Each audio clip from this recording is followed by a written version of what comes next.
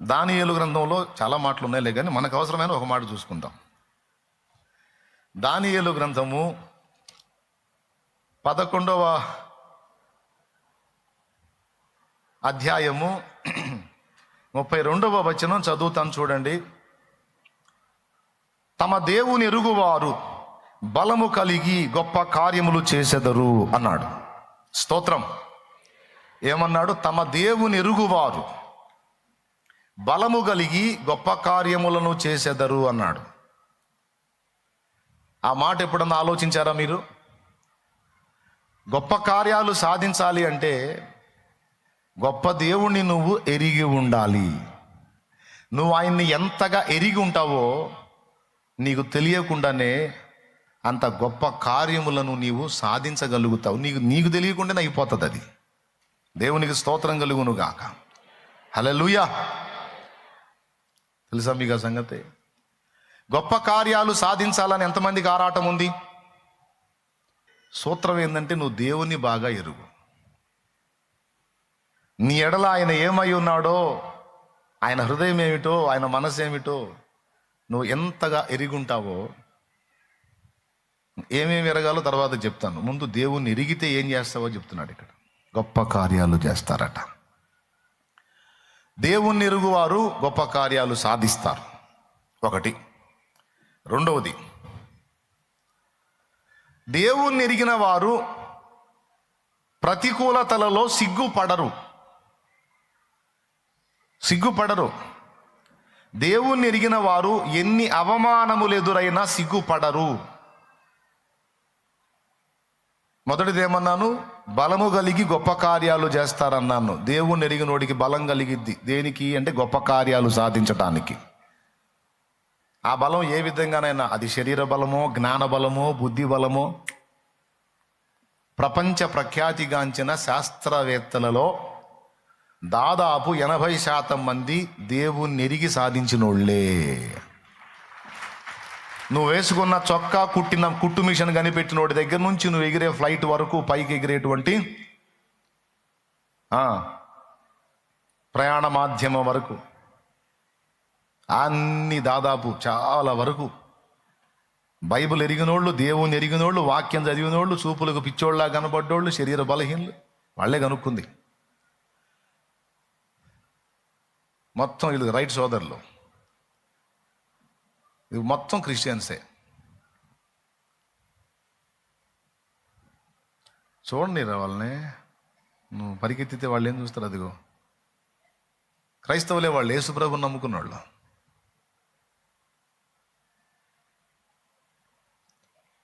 క్రైస్తవుడే.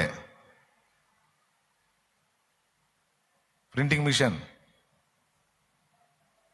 క్రైస్తవుడే.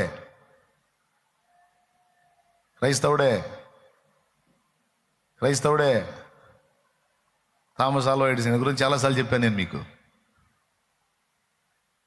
ఈ రకంగా ఇస్తే ఇన్ని వస్తాయి. రేడియో కనుక్కుంది కూడా ఆయనే. ఎవరు? ఇంకొక క్రైస్తవుడే. ఇలాగ చాలామంది ప్రపంచ ప్రఖ్యాతిగాంచినటువంటి మేధావులు, జ్ఞానవంతులు, అంత బుద్ధిబలం, అంత జ్ఞానబలం వాళ్ళకి ఎక్కడి నుంచి వచ్చింది? అసలు అంత ఐడియాలజీ ఎక్కడి నుంచి వచ్చింది? మీకు కావాలంటే పరిశీలించుకోండి. మెజారిటీ క్రైస్తవులే ఉన్నారు.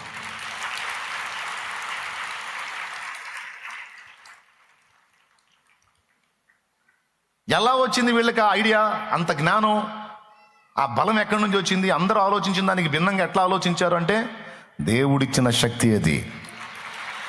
మళ్ళీ వీళ్ళందరూ బైబిల్ చదివిన వాళ్ళే, చిన్నప్పుడు సండే స్కూల్కి వెళ్ళిన వాళ్ళే. నేను అందుకే పిల్లల్ని సండే స్కూల్కి పంపించమ్మా, బజార్లో అమ్మటి తెప్పువాకని చెప్పేది. ఆ పసితనంలో వాళ్ళకి వాక్య పునాది పడింది, దేవుని జ్ఞానం వచ్చేసింది. అది ఏ స్థాయికి వెళ్ళిందంటే అందరూ ఆలోచించేదానికి భిన్నంగా ఆలోచించి చాలామందికి ఈరోజు బల్బు లేని ఇల్లుందా? లైట్ వేసుకుంటున్నాడంటే, మతోన్మాది కూడా లైట్ వేసుకుంటున్నాడంటే క్రైస్తవుడు కష్టపడి జీవితాన్ని పణంగా పెట్టి కనుగొన్నదాన్ని వాడుకుంటున్నాడు. కెమెరా కనుక్కున్న దగ్గర నుంచి ప్రతి ఒక్కరూ పిన్నిసు గుండుసుతో సహా దేవుని బిడ్డలే. నేను చెబుతున్నా, ఒక దేవుని బిడ్డగా నువ్వు తక్కువ చదువు చదవడానికి వీల్లేదు. నీ క్లాసులో నిద్రమోకంది అనిపించుకోవడానికి వీల్లేదు. చవట దద్దమ్మా అనిపించుకోవడానికి వీల్లేదు తమ్ముడా. నువ్వు దేవుని తెలుసుకో, బాగా తెలుసుకో, దేవుని కలుసుకో, దేవునికి దగ్గరవు. ఆ గ్రాస్పింగ్ పవర్ దేవుడే ఇస్తాడు నీకు. గ్రహణ శక్తి, విషయాలను గ్రహించుకునే శక్తి, ఆ జ్ఞానం నా దేవుడే ఇస్తాడు నీకు. ఖచ్చితంగా సాధిస్తావు. భయపడొద్దు, కృంగిపోవద్దు. 100 సార్లు ప్రయత్నం చేశాడు, 1000 సార్లు ప్రయత్నం చేశాడు, 1000సారి ఫలించింది. అటెంప్ట్ చేస్తానే ఉన్నాడు, సాధించిందాక వదిలిపెట్టలా. థామస్ ఆల్వా ఎడిసన్ బల్బు విషయంలో. కాబట్టి నువ్వు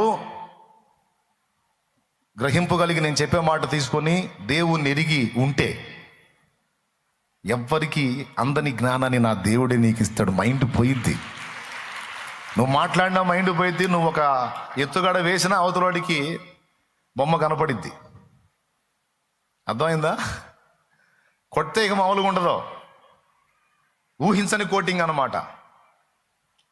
అసలు ఇలాంటి ఆలోచన మనం చేస్తామని అనుకోరు, కానీ మొహం పగిలిద్దు వాడికి. అలాంటి జ్ఞానాన్ని దేవుడు ఇస్తాడు నీకు.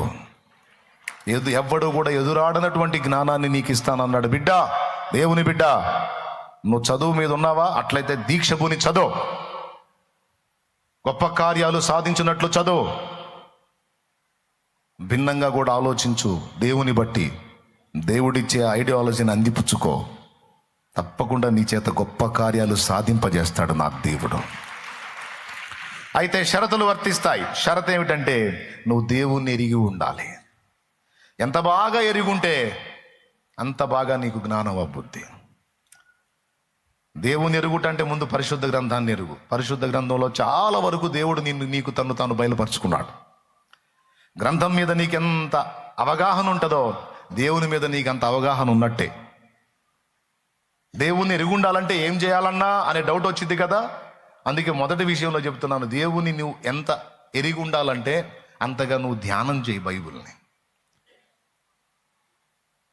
వాళ్ళ దగ్గర ఎప్పుడు బైబిల్ ఉండేది.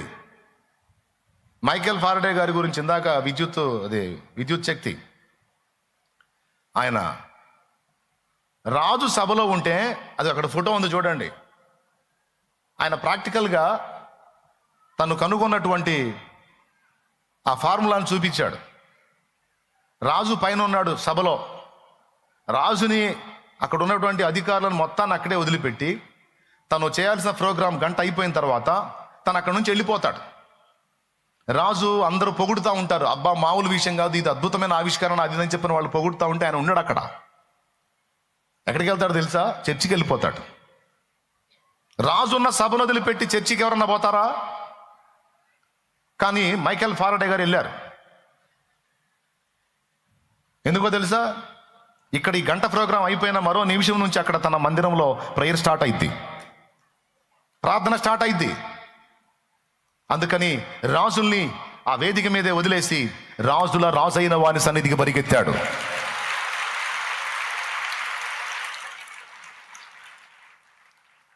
ఏమండి, చర్చి అడిగిపోయింది, పాస్ట్ అడిగిపోతాడు, బోధ అడిగిపోయింది, వాక్యం అడిగిపోయింది, బైబిల్ అడిగిపోయింది. రాజు సార్ అక్కడ నీ ముందు కూర్చుంది, రాజును అలాగ వదిలేసి వచ్చేసావు. రాజు నీకు వంగి నమస్కరిస్తే ఆ గొప్ప విషయం మామూలుదా? అలాంటి రాజును వదిలిపెట్టి వచ్చేసావు నువ్వు అంటే ఏమంటాడు ఫారడే గారు, మైకేల్ ఫారడే గారు? ఒరే బాబు, నేను ఒకదాన్ని కనుగొన్నాను కాబట్టి రాజు నా ముందు అభివాదం చేశాడు. అదే నేను కనుగొన్నది ఏమీ లేదు, నేను ఒంటరిగాడిని అనుకో, వాళ్ళ గేటు దగ్గర అనిస్తాడు నన్ను.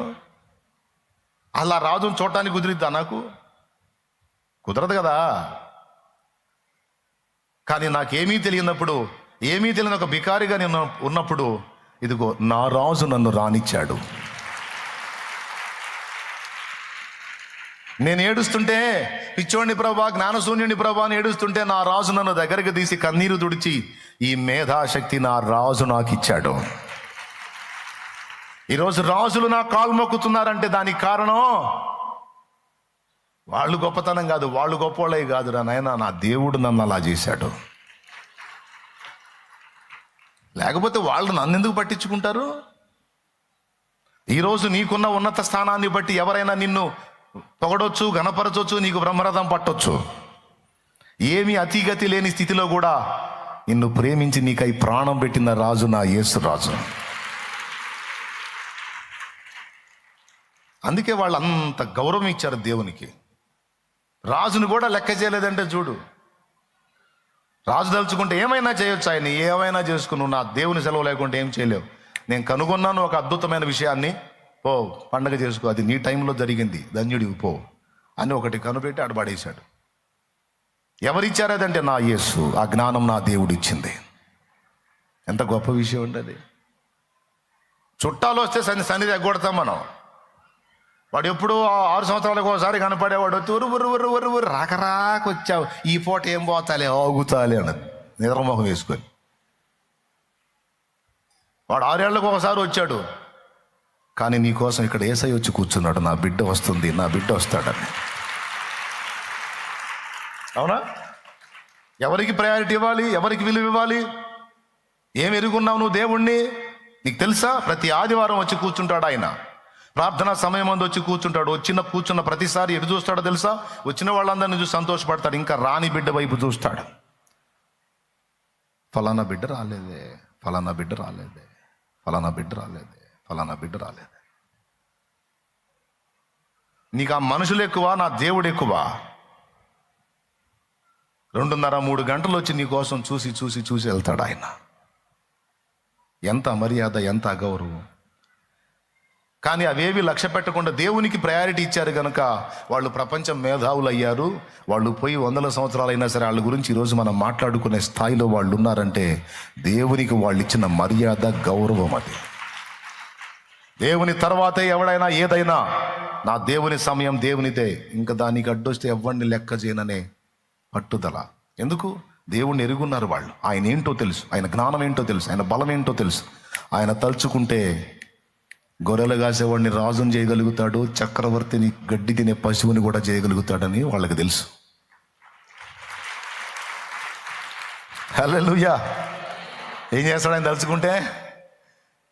గొర్రెలు కాసుకునేవాడిని సింహాసనం ఎక్కించగలడు.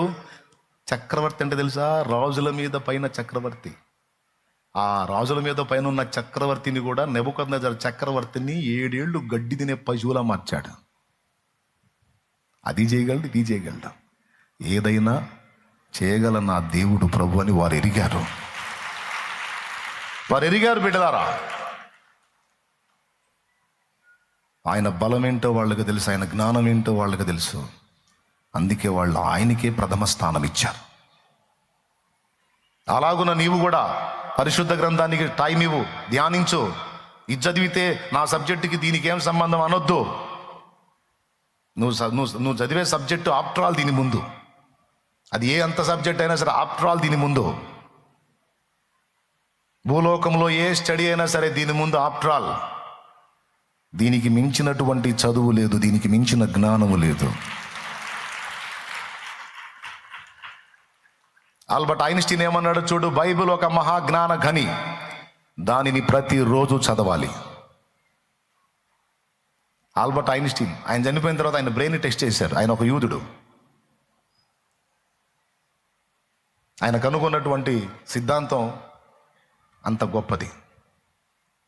దేవునికి స్తోత్రం కలుగును గాక. ప్రియులారా, జాగ్రత్తగా మీరు గమనించాలి.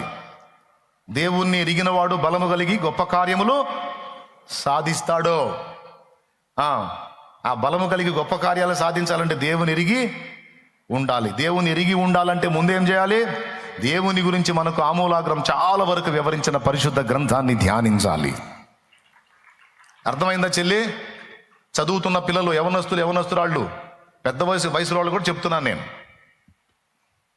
నీకు మైండ్ పనిచేయదు, మొద్దుదానివి అని టైటిల్ ఉందా నీకు? మొద్దుదానివి, నువ్వు మేధావి అయ్యేటట్టు గ్రంథం చేసిద్ది నిన్ను. వాడు ఆశోదోడరా ఆయన, వాడు అబ్బే అంటున్నారా నిన్ను? అమ్మ వాడు మాట్లాడితే మనం ఆన్సర్ చేయలేమురా అనేటట్టు చేసిద్ది ఈ గ్రంథం నిన్ను.